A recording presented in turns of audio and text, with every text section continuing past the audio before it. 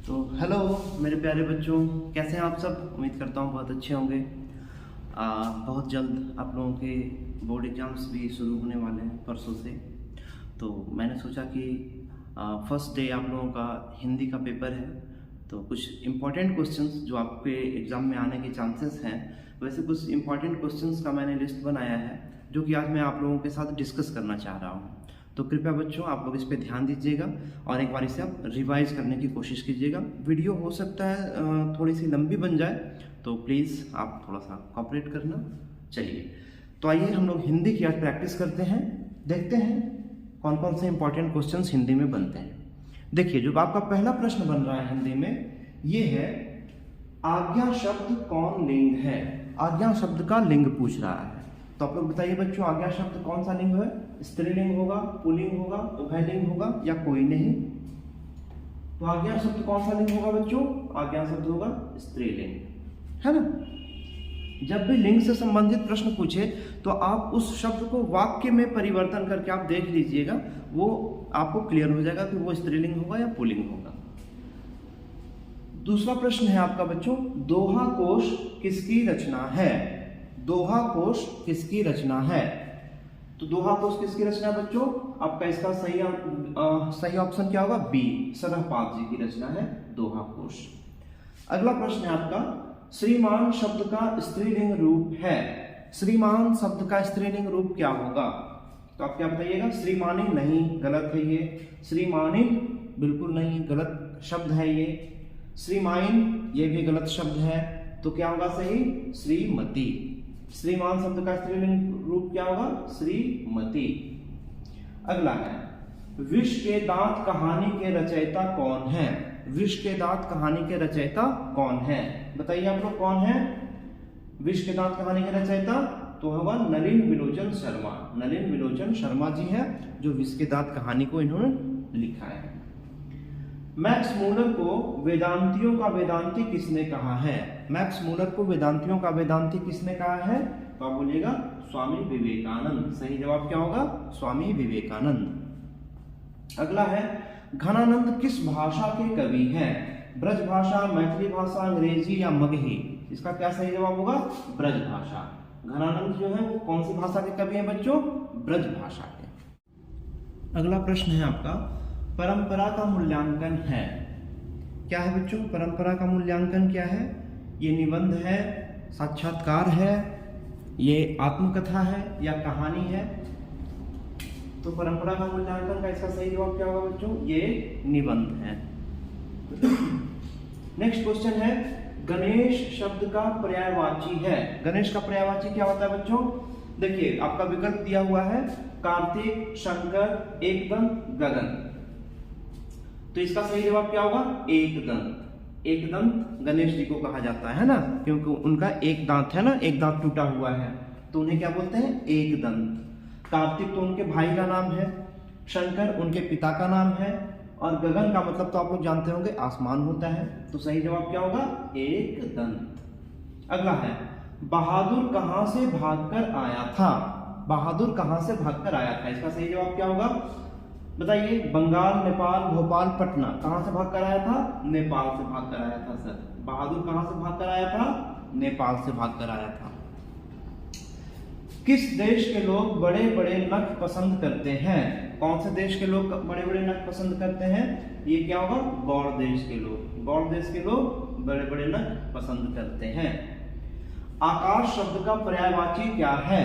आकाश का पर्यायवाची क्या है? देखिए आपका विकल्प दिया हुआ है, नभ, गगन, अंतरिक्ष या सभी। तो इसका सही जवाब क्या होगा बच्चों? सभी होगा, है ना, ये सभी। क्योंकि नभ का भी मतलब आसमान होता है, गगन का भी मतलब आसमान होता है, और अंतरिक्ष का भी मतलब आकाश होता है।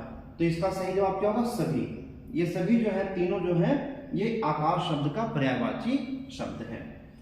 नेक्स्ट आपका प्रश्न है, हजारी प्रसाद द्विवेदी जी का जन्म कब हुआ था। हजारी प्रसाद का जन्म कब हुआ था? तो इसका सही जवाब क्या होगा बच्चों? 1907 ईस्वी में, 1907। 1907 में हजारी प्रसाद द्विवेदी जी का जन्म हुआ था। आपका अगला प्रश्न है, इच्छा शब्द का पर्यायवाची क्या है।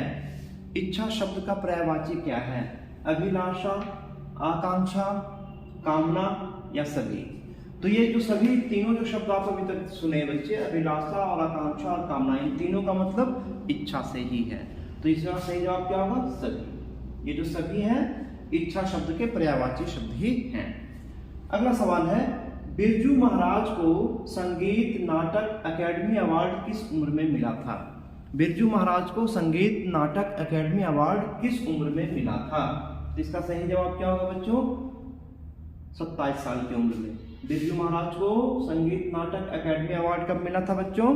तो आप कहेंगे गुरुजी 27 साल की उम्र में। वाष्प क्या है? वाष्प जो ये जो शब्द है बच्चे, ये क्या है? ये तत्सम है, तद्भव है, देशज है या विदेशज है? तो क्या लिखेगा सही जवाब? वाष्प क्या है बच्चे? ये तत्सम है। अगला सवाल है आपका, बिरजू महाराज किस पीढ़ी के वंशज हैं? बिरजू महाराज किस पीढ़ी के वंशज हैं? क्या लिखेगा? बिरजू महाराज जो है ये 7वीं पीढ़ी के वंशज हैं। कौन सी पीढ़ी के वंशज हैं? 7वीं पीढ़ी के। अगला सवाल है आपका, बिरजू महाराज का संबंध है। बिरजू महाराज एक कलाकार थे, तो इनका संबंध किस कला से है ये लिखा गया है। क्या वो तबला वादक थे? क्या बिरजू महाराज संतूर वादक थे, वो संतूर बजाते थे? क्या वो बांसुरी वादक थे या वो नृत्य करते थे, नर्तक थे? तो बिरजू महाराज का संबंध किससे होगा बच्चों? वो नृत्य से है उनका संबंध। बिरजू महाराज का संबंध नृत्य से है।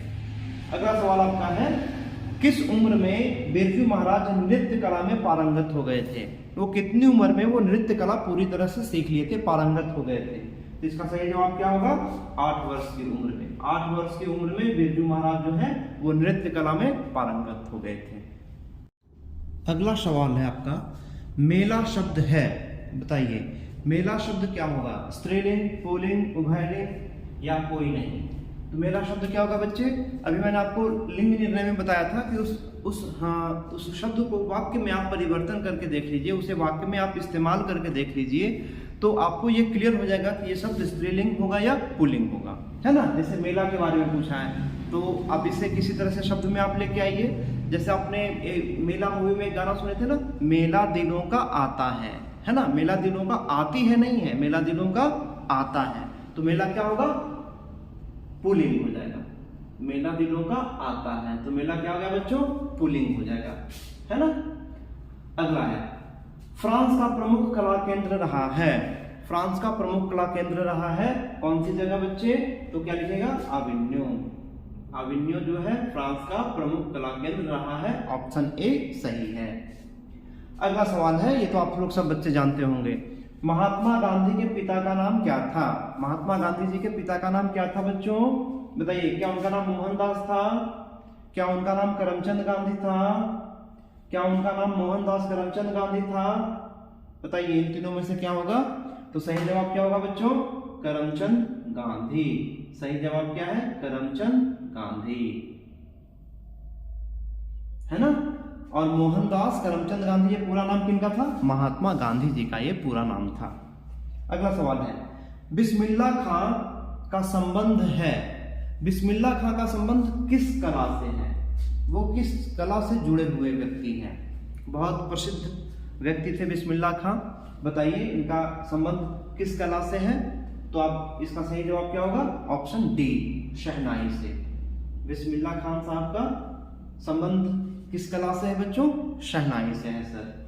अगला आपका सवाल है, रामधारी सिंह दिनकर कहाँ के रहने वाले थे? रामधारी सिंह दिनकर कहाँ के रहने वाले थे? इसका उत्तर क्या है? वो बिहार के रहने वाले थे। बिहार के बेगूसराय जिला से वो आते थे, है ना। बेगूसराय, बिहार के बेगूसराय के वो रहने वाले थे। सही विकल्प क्या होगा इसका? ए। अगला सवाल आपका है, द्वितीय विश्व युद्ध में परमाणु बम कहाँ गिराया गया था? जब सेकेंड वर्ल्ड वॉर चल रहा था तो उस समय परमाणु बम किस देश पे गिराया गया था? ये आपका सवाल है। तो कौन से देश पे गिराया गया था बच्चों? तो बोलोगे सर जापान में। इसका सही जवाब क्या होगा? विकल्प ए, जापान। जापान के कौन से शहर पे गिराया गया था बता सकते हैं आप लोग? हिरोशिमा और नागासाकी। हिरोशिमा और नागासाकी जगह पे गिराया गया था, जो कि जापान का एक शहर है। चलिए आपका अगला सवाल है, गुरु नानक साहब ने किस धर्म का प्रवर्तन किया? गुरु नानक साहब ने किस धर्म का परिवर्तन किया। यहाँ क्या है, प्रवर्तन, परिवर्तन नहीं बच्चों, प्रवर्तन, यानी किस धर्म का उन्होंने शुरुआत किया।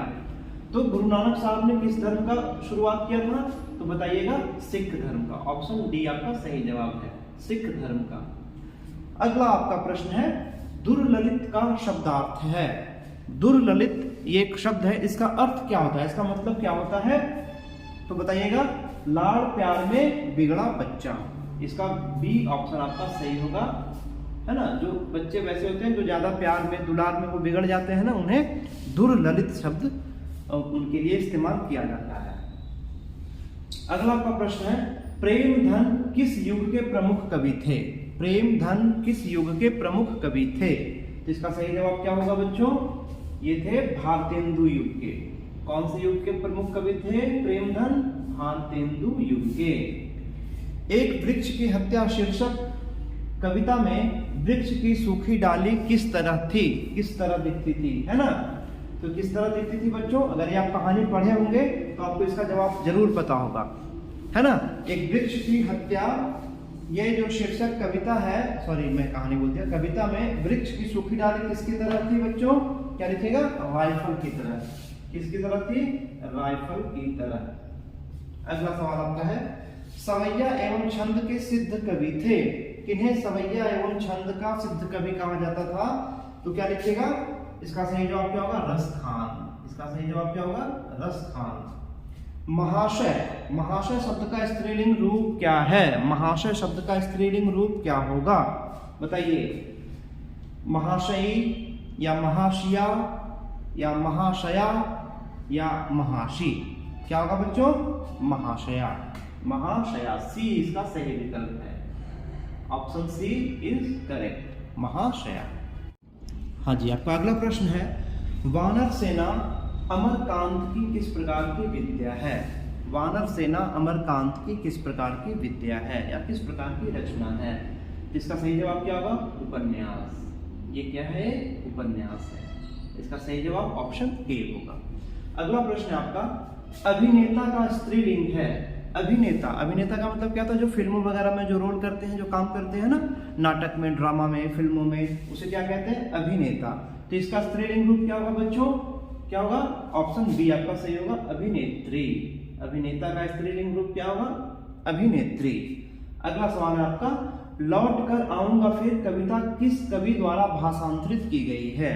लौट कर आऊंगा फिर, ये जो कविता है ये किस कवि द्वारा भाषांतरित की गई है, यानी उसे दूसरी भाषा में ट्रांसलेट करी गई है। तो इसका सही जवाब क्या होगा, प्रयाग शुक्ल। ऑप्शन ए आपका सही है, प्रयाग शुक्ल।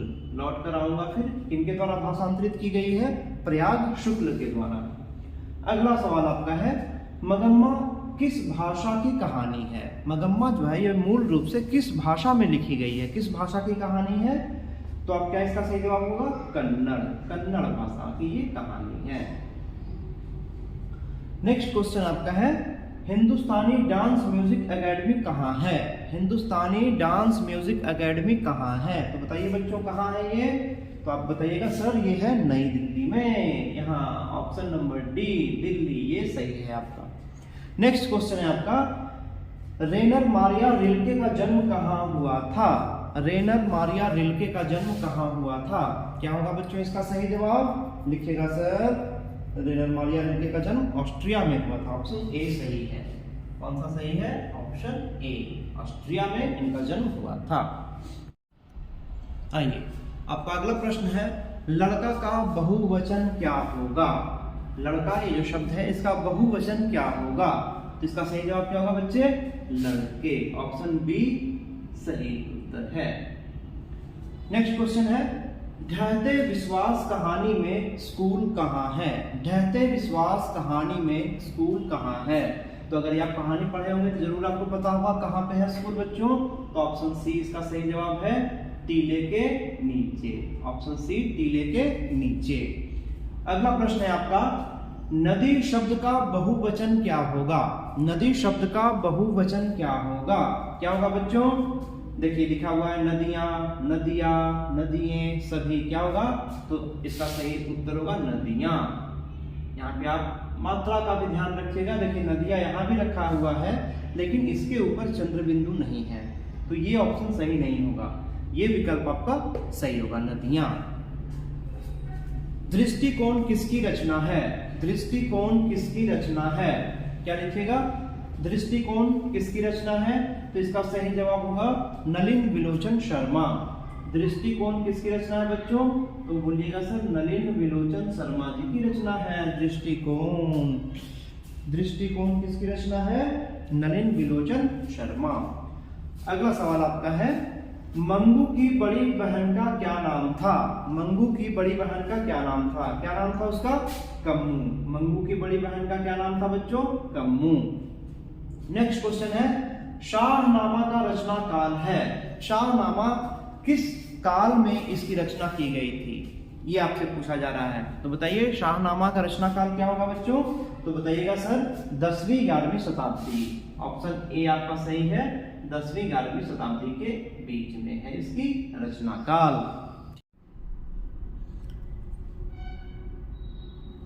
अगला सवाल आपका है, पापाती को कौन सा रोग था? पापाती को कौन सा रोग था बच्चों?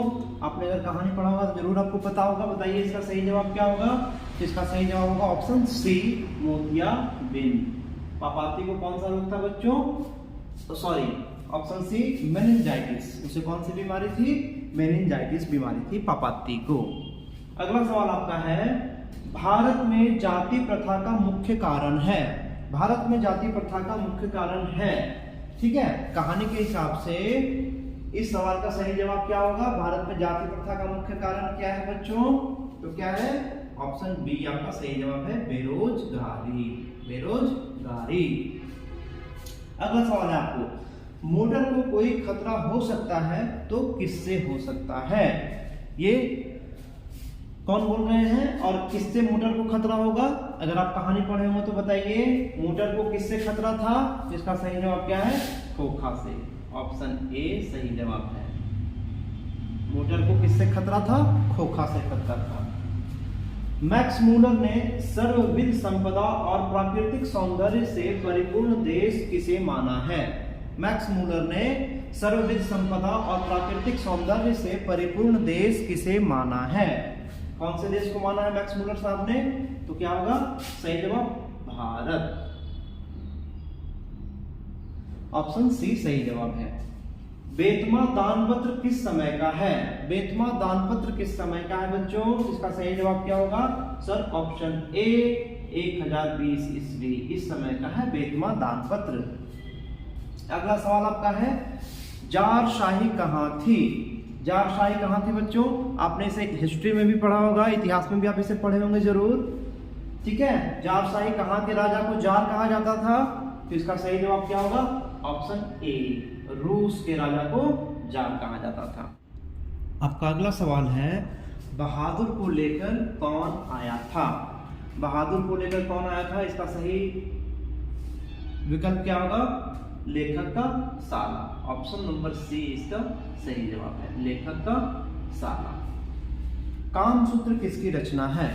कामसूत्र एक पुस्तक है, इसके रचनाकार कौन है? ये सवाल आपसे पूछा गया है, तो इसके रचनाकार कौन होंगे? सही जवाब है option A, Vatsyayan. Next question है आपका, प्रेमचंद और उनका युग किसकी रचना है? प्रेमचंद और उसका युग, ये एक पुस्तक है, इसकी रचना किसने की है? इसका क्या होगा आपका सही जवाब? Doctor Ramvilas Sharma. Option A आपका सही जवाब है, डॉक्टर रामविलास शर्मा। अगला सवाल है आपका, लॉर्ड शत्रुज का धार्मिक उपयोग कब से कब तक होता रहा? लॉर्ड शत्रुज का धार्मिक उपयोग कब से कब तक होता रहा? इसका सही जवाब क्या होगा? ऑप्शन नंबर ए, 14वीं सदी से फ्रेंच क्रांति तक। ऑप्शन नंबर ए, 14वीं सदी से फ्रेंच क्रांति तक। Option A. अगला आपका प्रश्न है, सेन साहब किसके व्यंग से ऐंठ कर रह गए? सेन साहब किसके व्यंग से ऐंठ कर रह गए? किसके व्यंग से ऐंठ कर रह गए थे? तो पत्रकार महोदय के व्यंग से। ये जो पत्रकार महोदय थे, इन्होंने व्यंग किया और उनके व्यंग से सेन साहब ऐंठ कर रह गए थे। ठीक है जी। आइए अगला सवाल आपका है, अमरकांत की रचना है, इसमें से अमरकांत की रचना कौन सी है? इसका सही जवाब क्या होगा? ऑप्शन ए कुहासा। कुहासा ये किसकी रचना है? ये अमरकांत की रचना है। चलिए ठीक है बच्चों, तो आप लोग अच्छे से तैयारी कीजिएगा। अभी इस प्रश्न को आप अच्छे से याद कर लीजिए, लर्न कर लीजिए, और अगली क्लास में हम लोग और प्रश्न लेकर आते हैं। तब तक के लिए जय Hind and all the best.